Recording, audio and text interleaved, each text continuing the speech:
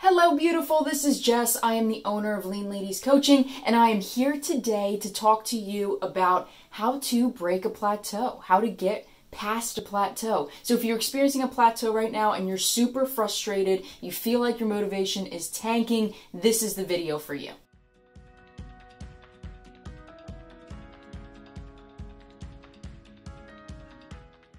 So it's important to note that no one has a linear path to weight loss. There's always going to be dips, whether it's a weight gain or there's going to be plateaus some points in there. That's just the natural course of weight loss. That's the natural course of your body adapting. So make sure that you anticipate that already so that it doesn't crush your motivation when those things occur for you. At the same time, plateaus are extremely frustrating and we want to try to break them as quickly as possible. A plateau is defined as a month-long period of no weight loss and or weight gain.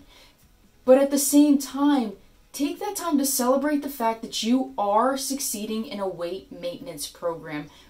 Instead of viewing it as a lack of weight loss progress, you can use it to celebrate the fact that you aren't losing weight, but you are maintaining the weight loss that you already have achieved. So the first thing to focus on is your calories in. And that is including, are you needing to change how many calories you consume because you are losing weight? Are you not following your meal plans exactly to the T like you were before, and that's causing a few extra calories here and there that is increasing your calories in? And the best way to determine these things is to first have who you're working with do a basal metabolic rate calories burned equation in order to figure out, does your body actually need less calories now because you are thinner? Or you can food journal to track and make sure, hey, I actually am eating about 300 calories extra a day and that's why I'm not experiencing this weight loss anymore and I'm at a plateau. If you need a food journal, I have one for free on my website at leanladiescoaching.com under freebies. That will help you to write in and track everything you need for your calories in to determine, are your calories in the same or have they increased a little bit, causing that weight loss plateau. The second thing you can look into is your calories out, right? Your exercise, and not just your exercise, because as we've talked about, that is not as big of a calories out factor as your NEAT, right? That non-exercise activity thermogenesis. Those things you do to move your body that don't count as exercise. Walking your dog, walking to the grocery store, in the grocery store, standing during your job, moving around during your job. I am a teacher, so I move around all day. So my NEAT is pretty high in the fall, winter, and spring. But in the summer, if I don't maintain that, I could potentially see a weight loss plateau. So really look into your calories out. Are you moving as much as possible? So ways that you can break a plateau. You track your calories in and adjust if needed.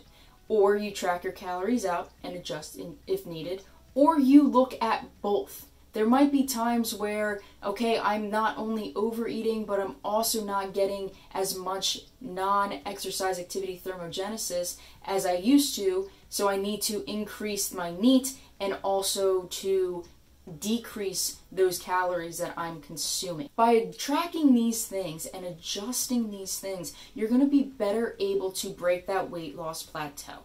A majority of the time, it is not as much a things happening in your body and that's why it's a plateau. It's more of those calories in, calories out factor. Now with that being said, if you are in about the third week of your weight loss and you have been doing everything diligently, you're super motivated, you're tracking everything so you know, generally around that third week, what happens is your body starts to oxidize some of that fat.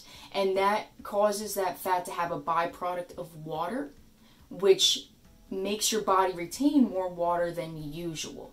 And because of that, you might feel bloated, you might see a little weight gain or a weight plateau, even though you're doing everything right. And what happens is during that time, your body's oxidizing that fat so that more water molecules are in your body, and until those are excreted, you're going to have a little extra weight or weight loss plateau. But that's only usually during the 3rd week of starting a weight loss program.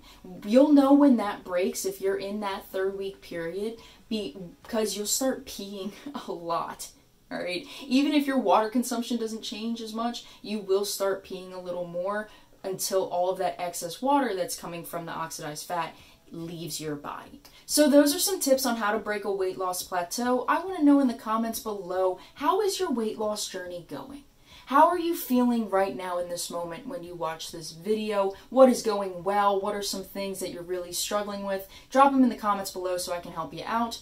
And finally, if you liked this video, you found it super helpful, make sure to like this video and subscribe to Lean Ladies Coaching, where I have new videos weekly on how-tos for weight loss, as well as healthy recipes that are super easy to make but are packed with fiber and different micronutrients. As always, I can't stress enough how losing weight will not happen in a straight line. You're going to experience some bumps in your journey, and that is normal. And by knowing that and understanding that, you're going to better prepare for when these plateau moments happen or where those slight weight gain moments happen. You can do this. I believe in you, and I will see you next time.